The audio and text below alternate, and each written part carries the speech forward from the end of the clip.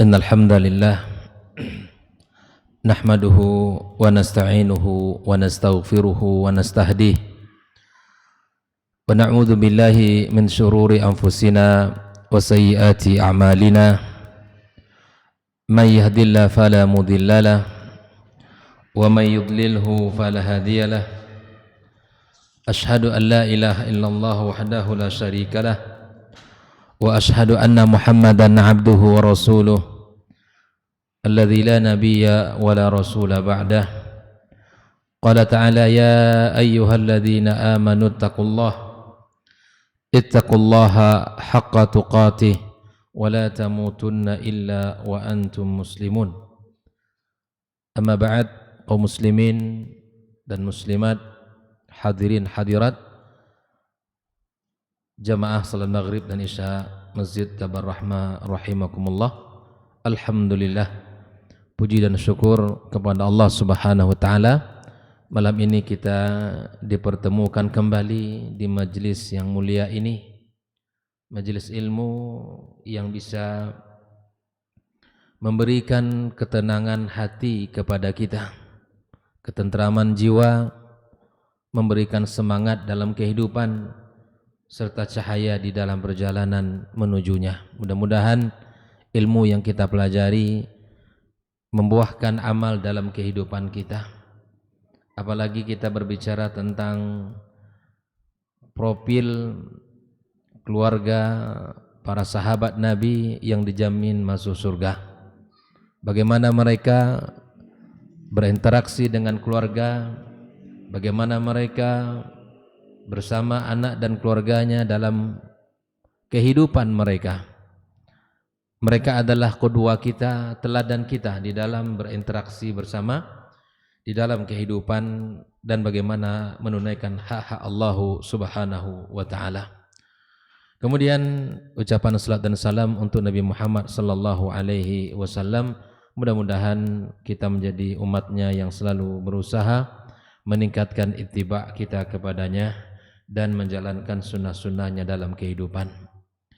Ikhwah fillah rahimakumullah, bahwa bicara tentang keluarga adalah hajat besar bagi setiap insan. Bicara tentang keluarga, ilmu yang kita miliki harus ilmu yang benar. Bagaimana Rasulullah SAW dan para sahabatnya, maka itulah yang kita mencoba untuk pelajari, kemudian kita bawakan dalam kehidupan kita. Malam ini bersama sahabat mulia Khalifah Amirul Mukminin Umar Ibn Al-Khattab radhiyallahu taala anhu, yang digelar dengan Al-Faruq hadhil ummah.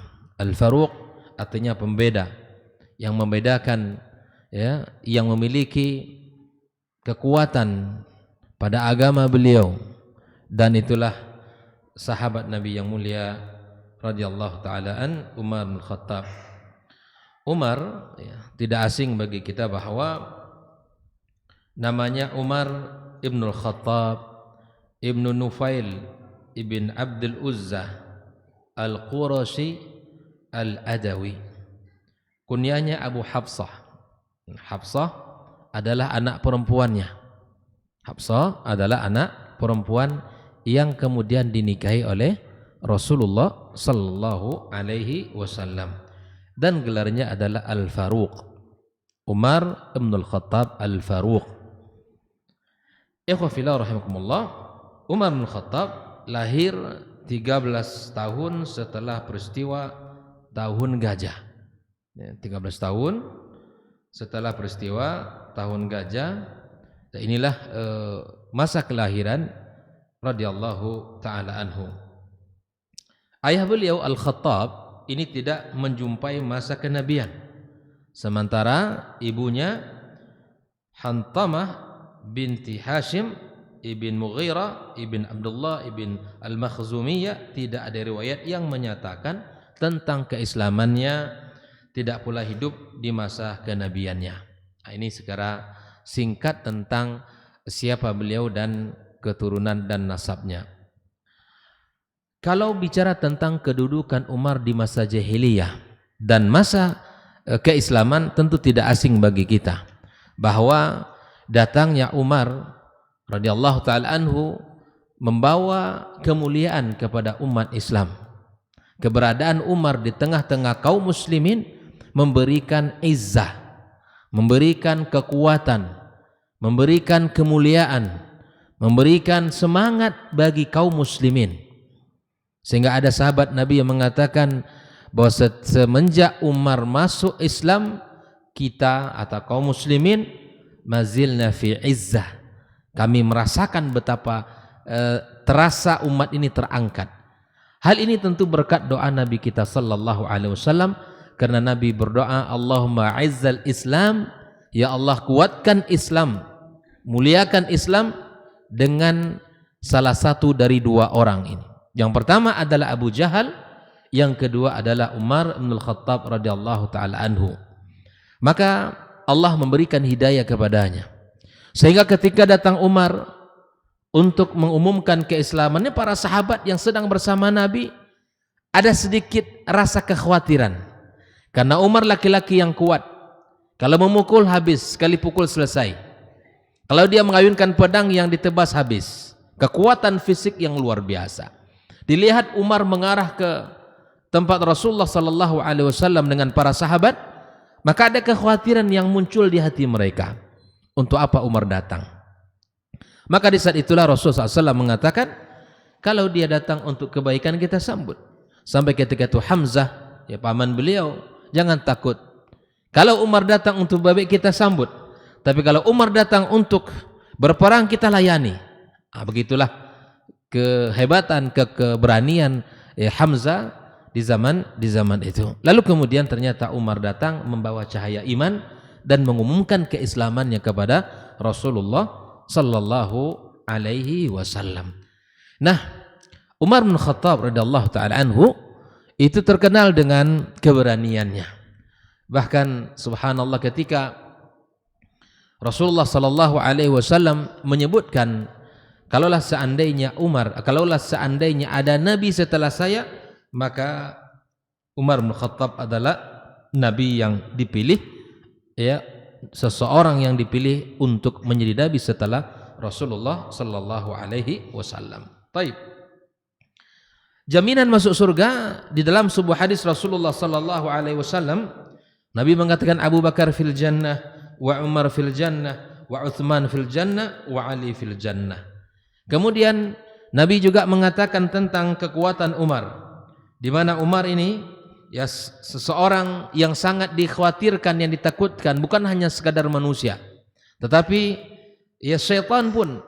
Ketika Umar disifati oleh Rasulullah sallallahu alaihi wasallam, ya ibn Khattab walladzi nafsi biyadihi ma laqiyaka syaitanu salikan fajjan illa salaka fajjan ghaira fajjika. Ini menunjukkan betapa Nabi sallallahu alaihi wasallam mengatakan, wahai putra Al-Khattab, demi zat yang jiwaku dalam genggamannya, tidaklah setan bertemu denganmu sedang berjalan di suatu jalan, melainkan ia mengambil jalan lain, bukan jalan yang kamu tempuh. Inilah karakter Umar. Bukan hanya manusia yang ketar-ketir menghadapinya, tapi syaitan pun tidak sanggup. Ini bukan karena fisik saja, tapi kekuatan iman yang ada pada diri Umar bin Khattab radhiyallahu taala anhu. Mari kita lihat ikhwafillah langsung kepada pembahasan bagaimana interaksi beliau dengan keluarganya. Nah, mari kita lihat siapa istri dan anak beliau. Umar bin Khattab radhiyallahu taala anhu menikah dengan 6 istri dan dikaruniai 9 anak laki-laki dan 4 anak perempuan. Tentu yang dipakai di masa Islam ya 4, ya, tidak dipakai. Tapi dia pernah menikah ya sebelum Islam. Dia menikah dengan 6 dengan istri. 6 istri, 9 laki-laki dan 4 anak perempuannya.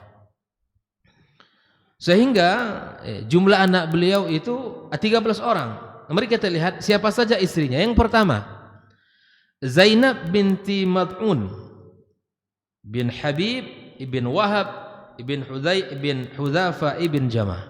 Inilah istri beliau. Dari Zainab ini lahirlah Abdullah, yang sering disebut dengan Abdullah ibnu Umar, dari istri Zainab. Dari Zainab juga lahir seorang anak yang bernama Hafsah, yang terkenal bahkan beliau memakai kunyah, ya, Abu Hafsah. Kemudian dari Zainab ini juga lahir Abdurrahman ibn Umar. Ada 3 anak dari Zainab, 2 laki-laki, satu perempuan. Yang kedua, ikhwafillah, istri beliau yang kedua adalah Ummu Kulthum binti Ali bin Abi Thalib. Masya Allah ya. Jadi Ali sahabat beliau. Ali punya anak namanya Kulthum. Ya, setelah ya kemudian dinikahi oleh Umar bin Khattab radhiyallahu taala anhu. Nah, dari sini lahirlah seorang anak yang namanya Zaid Al-Akbar dan Ruqayyah. Zaid Al-Akbar dan Ruqayyah. Yang ketiga, nah ini istri yang ketiganya nama sama, Ummu Kulthum juga. Ummu Kulthum binti Jarwal bin Malik Al-Khuzaiyah. Al-Khuzaiyah. Ya, ini istri yang ketiga beliau. Lahir dari dia ini Zaid Al-Asghar. Kalau Ummu Kulthum anaknya Ali disebut dengan Zaid Al-Akbar. Kalau dari Ummu Kulthum yang kedua ini, Ummu Kulthum binti Jarwal, lahirlah anak yang bernama Zaid Al-Asghar, yang lebih kecil. Al-Akbar lebih besar. Dan Ubaidillah. Yang keempat, istri beliau Jamilah binti Thabit ibn Abi Aqlah Al-Ausiyah Al-Ansariyah. Lahirlah dari dia ini nama anak laki-laki yang bernama Asim. Nanti ada kisah yang indah di kisah Asim ini. Ya, kita akan jelaskan nanti insyaallah.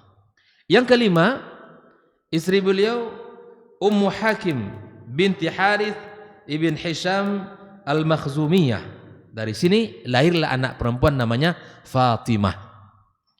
Yang keenam, Atikah binti Zaid ibn Amr ibn Nufail, lahirlah darinya Ayyad ibn Umar. Nah, inilah sekilas 6 orang istri Umar bin Khattab yang pernah dia nikahi, dan tentunya setelah Islam yang dipegang adalah 4. Dari 13 anak itu 9 laki-laki, 4 perempuan. Ikhwafillah rahimakumullah. Bagaimana momen-momen yang indah dalam pendidikan keluarganya, atau peran-peran yang beliau tunjukkan ya selama dia menjadi seorang suami atau seorang ayah bagi anak-anaknya. Mari kita lihat beberapa peristiwa-peristiwa dalam sejarah. Yang pertama adalah beliau adalah sangat memberikan perhatian terhadap anaknya Hafsah yang telah menjadi janda. Nah, ketika itu Hafsah meninggal suaminya. Suaminya meninggal. Khunais ibn Hudzafa As-Sahmi ini adalah suami dari anaknya Hafsah, meninggal dunia, syahid fisabilillah. Lalu kemudian Hafsah posisinya telah habis masa iddahnya. Lalu kemudian Umar bin Khattab radhiyallahu taala anhu mencoba menawarkan anaknya. Hafsah ini yang pertama kali ditawarkan adalah kepada sebelum Abu Bakar. Sahabat Nabi yang mulia, menantu Rasulullah sallallahu alaihi wasallam adalah Utsman. Datang kepada Utsman untuk menawarkan Hafsah agar dia menikahi anaknya. Nah, tapi Utsman kemudian tidak menikahinya, atau Utsman ya tidak berkenan pada saat itu untuk menikahinya. Dari isyarat yang ia tangkap, Utsman tidak menikahinya. Lalu kemudian Umar tidak berhenti, tidak putus asa, tapi dia menemui sahabat yang lebih senior lagi. Sahabat yang lebih senior lagi, siapa dia? Abu Bakar As-Siddiq radhiyallahu taala anhu, dan menawarkan anak perempuannya kepada Abu Bakar.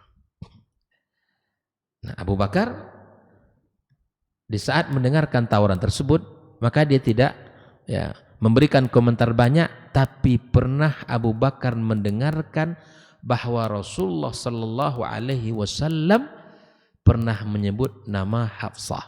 Sekilas seperti itu. Tapi gitulah seorang sahabat yang mengetahui tentang Rasulullah sallallahu alaihi wasallam. Kalimat saja yang dilontarkan oleh Rasulullah, para sahabat memahami. Begitulah kedekatan mereka dengan baginda kita alaihi salatu wassalam. Fi'lan, tidak berapa lama kemudian Hafsah ini ternyata dinikahi oleh Rasulullah sallallahu alaihi wasallam. Ini secara singkat saya sampaikan bahwa beliau datang menawarkan kepada orang-orang yang ia kenal untuk menikahi anaknya. Nah, bagaimana kita ngambil pelajaran? Apa pelajaran bisa kita petik dari kisah ini? Yang pertama, seorang ayah boleh menawarkan anaknya, baik itu janda maupun gadis, kepada siapapun yang ia kenal baik. Baik itu sang pemuda maupun yang sudah menikah. Di dalam syariat Islam boleh. Seorang ayah boleh menawarkan anak perempuannya. Boleh menawarkan anak perempuannya, baik itu janda maupun gadis, kepada laki-laki yang ia anggap saleh, yang ia anggap dekat dengannya. Nah, ini kan hal yang sangat biasa. Artinya, ketika kita melihat bagaimana sahabat Nabi yang mulia Hafsah, Umar bin Khattab, ditawarkan kepada sahabat-sahabatnya. Dan ini dibenarkan dalam Islam. Yang kedua, ikhwah fillah rahimakumullah, di zaman dahulu biasa seseorang menawarkan anaknya kepada sahabat yang telah ia kenal secara dekat. Nah, seperti ini. Kalau kita sudah tahu dia adalah laki-laki yang saleh, orangnya taat, berhati-hati dalam mencari rezeki, berhati-hati dalam bekerja, berhati-hati dalam menjaga aturan-aturan Allah Subhanahu wa taala. Lalu kita punya anak perempuan, dia punya anak laki-laki. Tak ada masalah kalau seandainya kita mencoba untuk menghubungkan antara anak kita dengan anaknya. Tidak ada masalah. Kita lihat saja Rasulullah SAW dari 4 sahabat yang mulia itu saja, ya kan? Dari Abu Bakar, Umar, ini siapanya Rasul? Abu Bakar, Umar siapanya Nabi? Mertua. Di samping ia sahabat, tapi adalah mertua Rasulullah SAW. Dan yang sahabat Utsman dan Ali adalah menantu. Dulu itu biasa. Kalau ada orang soleh, kemudian kita kenal, itu biasa untuk menikahkan anak perempuannya. Hari ini saja yang tidak biasa, aneh.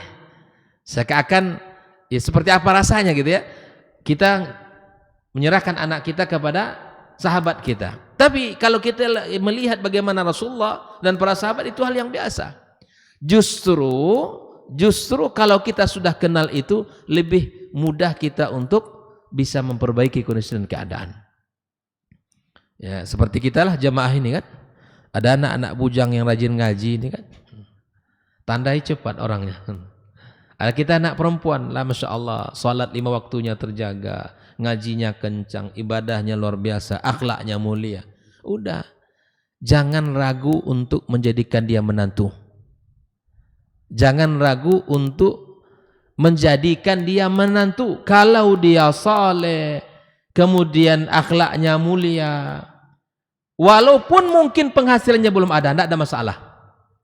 Kenapa demikian?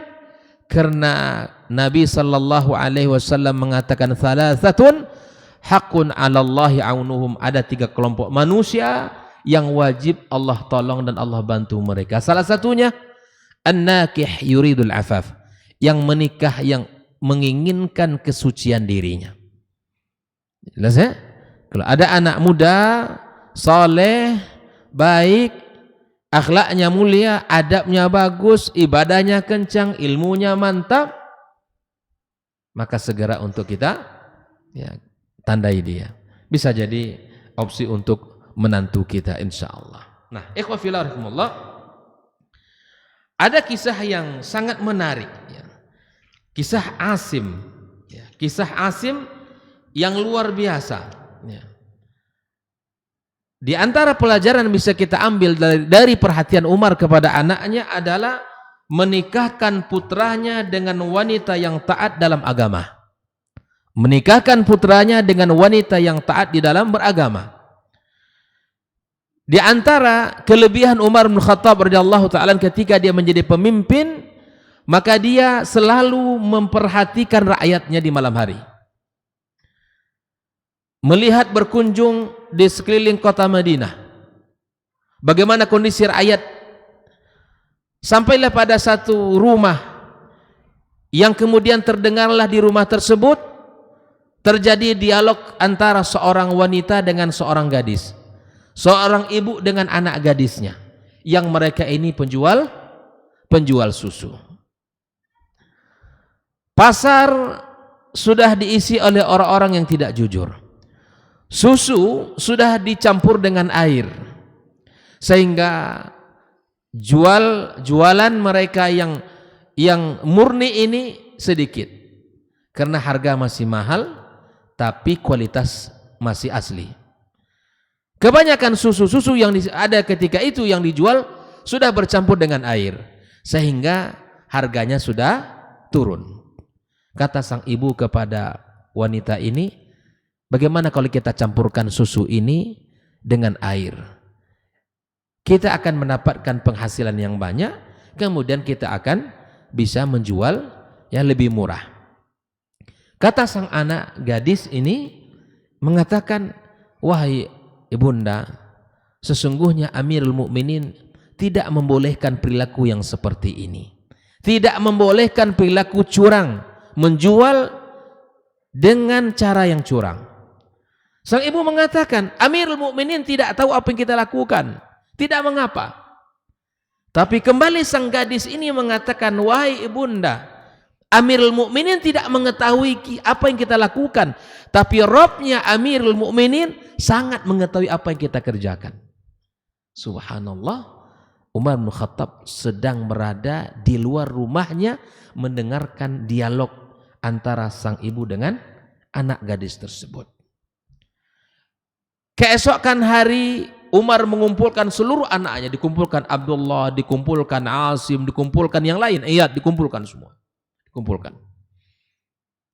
Kata Amirul Mukminin Umar bin Khattab, saya akan mengutus Aslam. Aslam ini adalah pembantunya yang membantu Umar bin Khattab di dalam kehidupan, untuk melamarkan seorang wanita yang beriman, wanita yang bertakwa kepada Allah.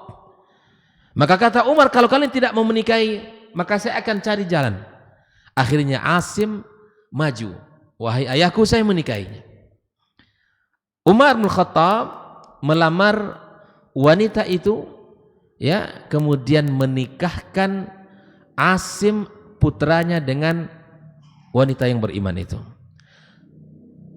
Setelah menikah Asim dengan wanita itu, maka lahirlah seorang anak perempuan, ya, lahirlah seorang anak perempuan yang disebut dengan Ummu Asim binti Asim. Kemudian Ummu Asim ini dinikahi oleh Abdul Aziz ibn Marwan. Pernikahan Abdul Aziz ibn Marwan dengan Ummu Asim ini, lahirlah Umar bin Abdul Aziz. Umar bin Abdul Aziz. Itulah silsilah orang soleh. Beginilah bobot ketakwaan itu menentukan hasil generasi. Kalau ingin generasi kita ini baik, maka memang mencari bobot yang baik, mencari usul yang baik. Sebagaimana air hulunya jika jernih, insya Allah hilirnya akan jernih. Kalau akarnya kokoh, insya Allah batangnya kuat. Kalau batangnya kuat, dahannya pun akan kuat. Begitulah dengan urusan keluarga. Kalau karakter ayah dan ibunya baik, dengan izin Allah, anak-anak yang akan lahir pun baik.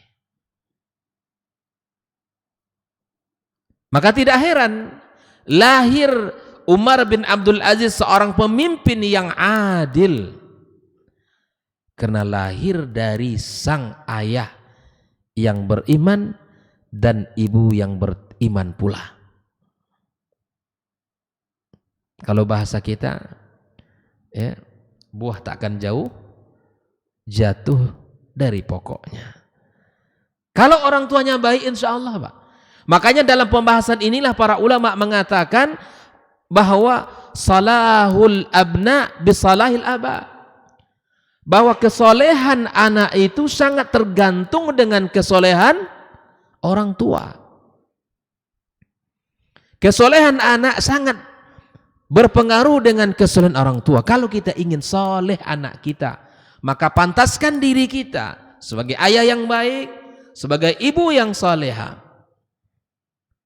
Kalau kita menginginkan generasi ini baik, maka kita harus memperbaiki sejak awal. Sehingga ada di antara kisah para as-salafus saleh, nak, sebelum kamu lahir, ayah telah mempersiapkan pendidikan untukmu dengan cara memilihkan seorang ibu yang beriman dan bertakwa untukmu. Inilah di antara bentuk keindahan interaksi Umar bin Khattab dengan keluarganya, di mana beliau memberikan perhatian untuk mencari menantu itu bukan sekedar cantik rupa wajah, tidak, tapi kemudian yang diperhatikan adalah keimanan. Kalau kita punya anak laki-laki, ikhwah fillah rahimakumullah, jadikan ini menjadi contoh kita. Umar menjadi contoh kita. Kita bantu anak laki-laki kita untuk mencari pasangannya. Kita carikan wanita yang salihah, wanita yang kuat imannya, wanita yang berakhlak mulia. Kita carikan yang bukan hanya sekadar kecantikannya, karena kecantikan itu akan bisa hilang dengan perjalanan waktu. Kecantikan akan bisa hilang. Apalagi ya kalau orang menikahi karena kecantikan, bisa jadi kasih sayangnya akan menipis, cintanya akan hilang.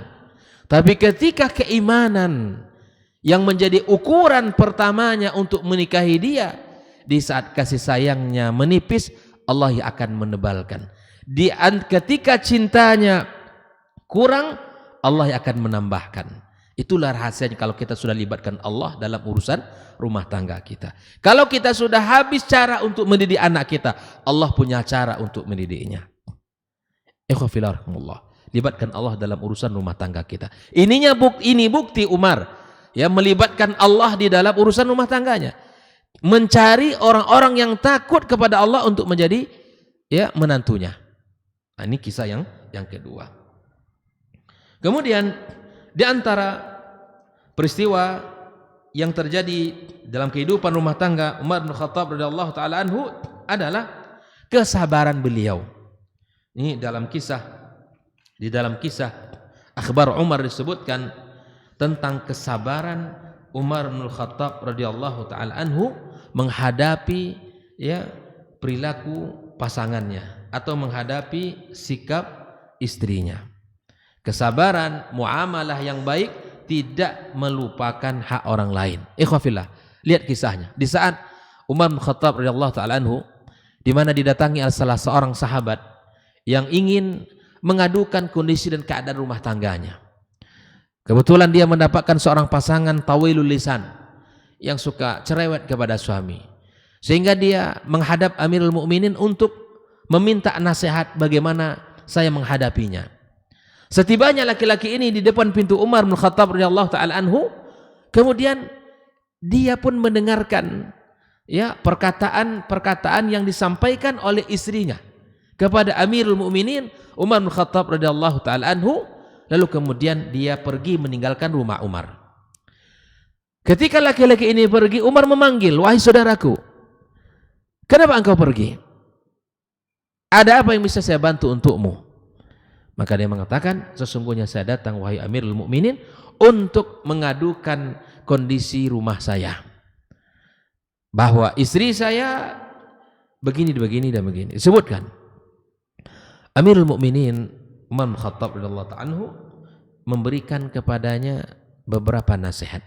Di antaranya dia mengatakan, yang pertama, akhi, bukan tidak mampu saya untuk membalas apa yang dikatakan oleh istri, tapi saya ingat kebaikan dia.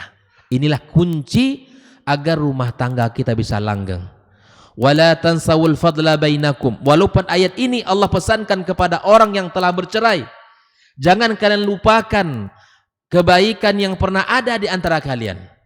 Agar rumah tangga kita langgeng, agar rumah tangga kita bisa berjalan walaupun dengan gelombang yang ada, ingat masing-masing dari kita kebaikan yang pernah ada.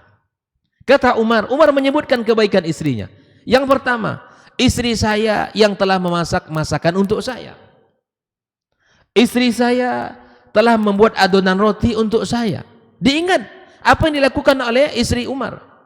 Diingat oleh beliau. Masakan istrinya tidak diremehkan.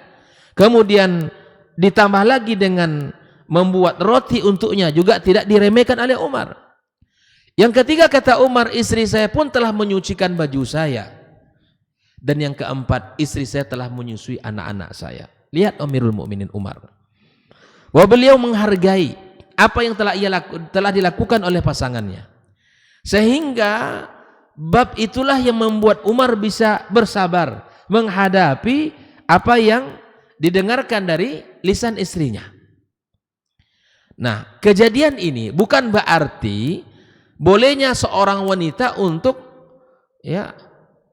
memarah-marahi suaminya. Nah, ini mentang-mentang ada kisah Umar saja dimarahi oleh istrinya. Abang bukan Umar, bukan selevel Umar, berhak dong saya untuk memarahinya, bukan.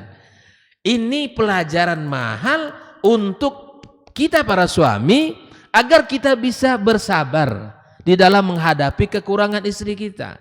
Nabi SAW mengatakan, innahunna khuliqna min dila. Mereka itu para wanita diciptakan dari tulang rusuk. Yang paling bengkok adalah yang paling atas. Kalau engkau luruskan dengan paksa, dia patah. Kalau tetap dibiarkan, dia akan terus bengkok. Perlu seni untuk memperbaikinya. Makanya nas Al-Quran untuk bermuasyarah bil ma'ruf dengan istri itu Allah langsung sebutkan wa'ashiruhunna bil ma'ruf, agar pesan Allah ini kita jadikan sebagai acuan petunjuk di dalam kehidupan. Wa'ashiruhunna bil ma'ruf, bergaullah dengan pasangan kita dengan cara ma'ruf.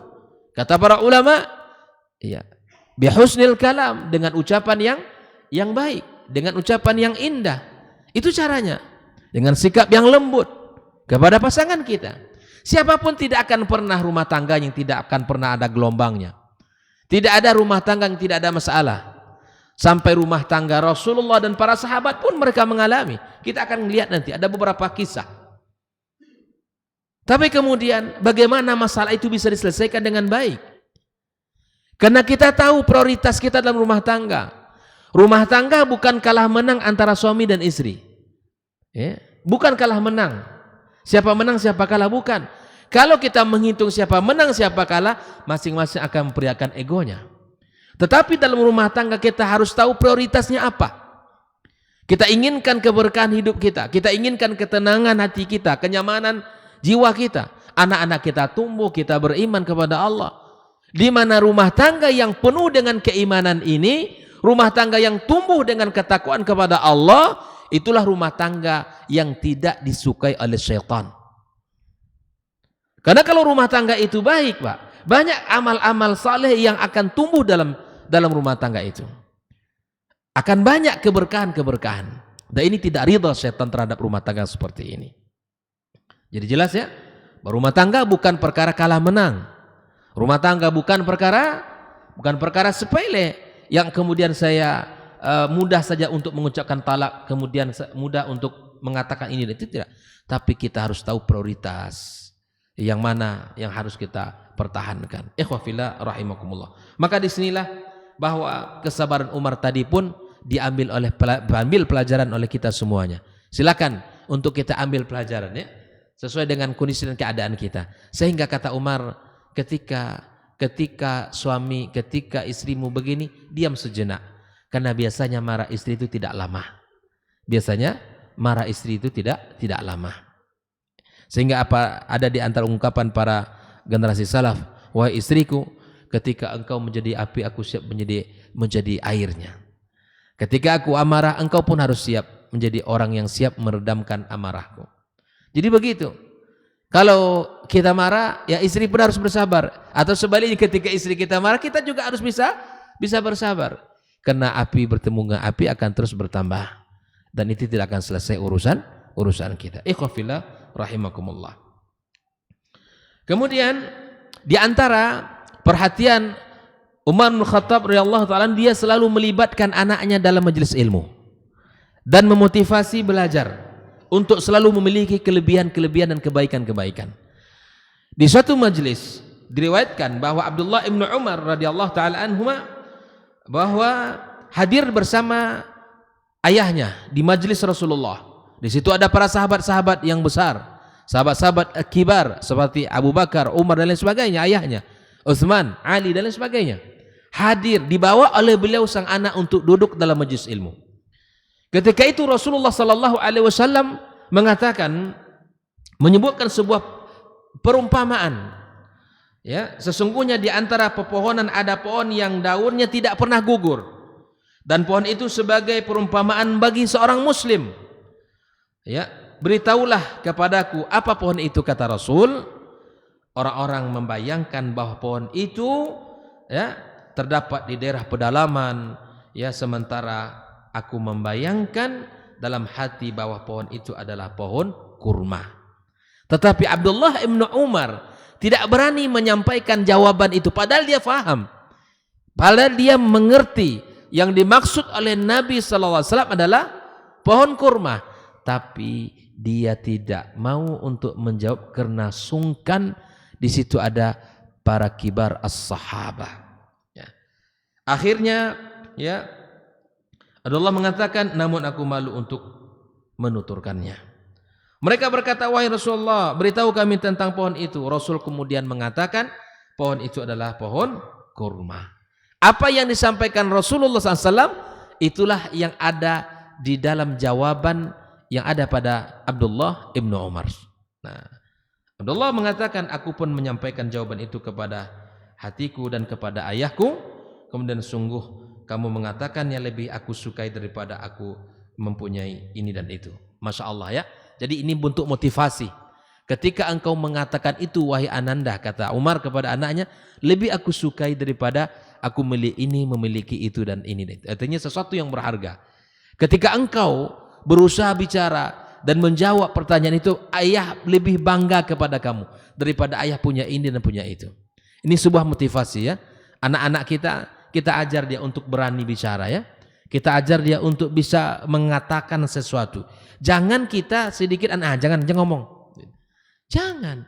Ya, kalau ingin bicara, ya, abang mau bicara sebentar, ya, silakan. Kasih kesempatan. Jangan kecilkan anak kita. Berikan kesempatan kepadanya untuk bicara. Kalau dia punya pendapat, kita sedang musyawarah sesuatu di rumah. Kalau dia sedang ingin mencoba mengutarakan idenya, dengarkan. Karena ini melatih anak kita untuk bisa membangun kemandirian berpikir, keberanian untuk mengungkapkan sesuatu. Seringkali terjadi kita mengecilkan, udah kamu diam, kamu kecil, kamu nggak tahu apa-apa. Ini sikap yang tidak baik. Umar memuji anaknya walaupun anaknya tidak bicara dan anaknya betul jawabannya pada dirinya. Wahai Ananda, ayah lebih suka kamu mengatakan tadi daripada ayah memiliki ini dan itu. Coba, akan terbentuk dalam diri seorang Abdullah bin Umar, ya, sebuah motivasi untuk memiliki kelebihan ilmu. Ini metode Nabi SAW dan ini metode para sahabat, memberikan, ya, kesempatan kepada mereka untuk menjawab. Walaupun terkadang jawabannya salah, tidak masalah. Kalau jawabannya salah pun tidak ada masalah.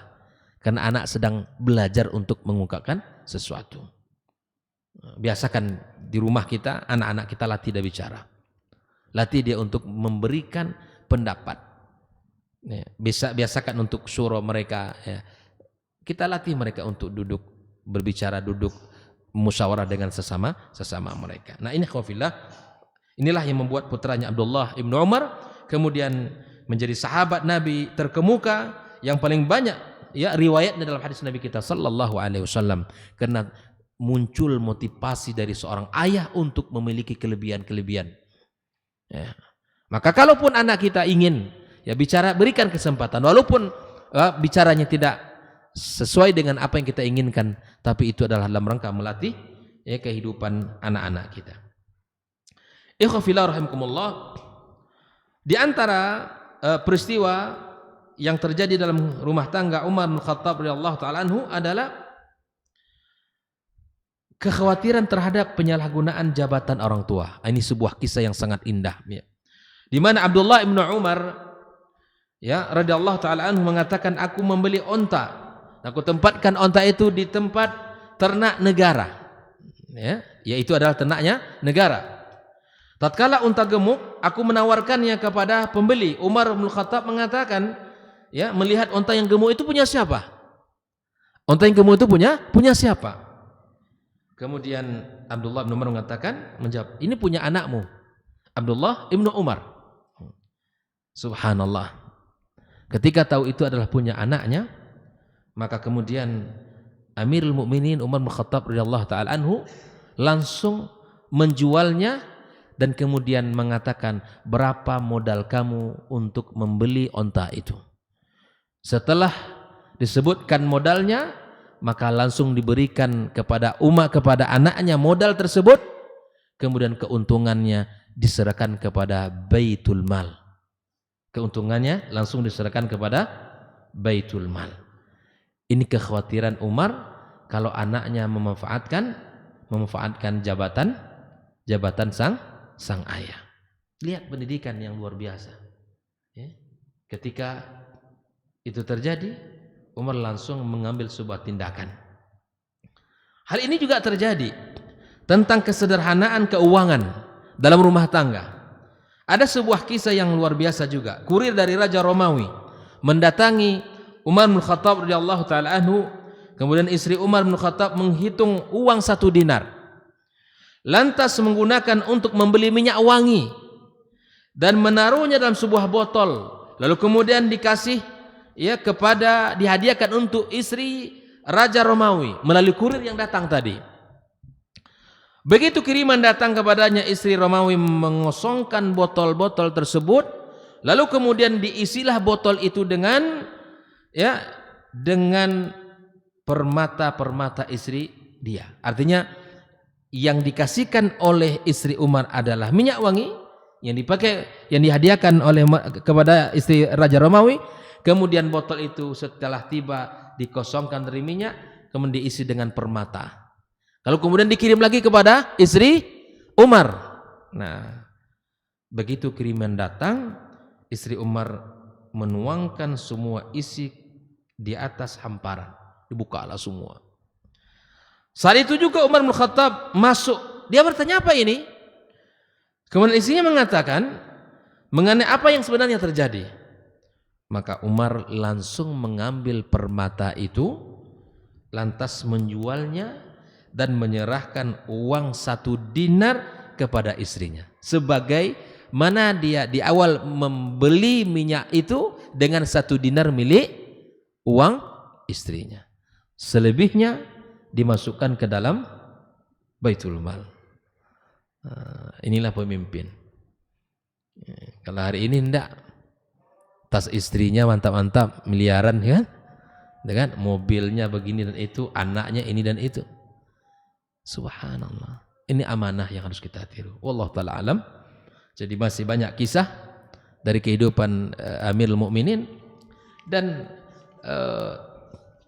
di masa pemerintahannya ada beberapa kebijakan-kebijakan yang diambil, diantaranya adalah tugas para tentara yang meninggalkan istri itu dibuat di zaman Umar bin Khattab tidak melebihi dari dari 4 atau 5 bulan. Ketika mereka diutus sudah 4 bulan pulang, tidak boleh lebih daripada itu. Ini juga beberapa kebijakan-kebijakan yang diambil di masa pemerintahan beliau. Terima kasih karena pesannya tadi azan, kita tutup kajian. wa sallallahu ala nabiyyina Muhammadin wasallam. Wa subhanakallahumma bihamdika asyhadu an la ilaha illa anta astaghfiruka wa atubu ilaik. Wassalamualaikum warahmatullahi wabarakatuh. Dr. Dasman Yahya Ma'ali LCMA Hafizahullah, Dr. Helmi Basri LCMA Hafizahullah, Dr. Hidayatullah Ismail LCMA Hafizahullah.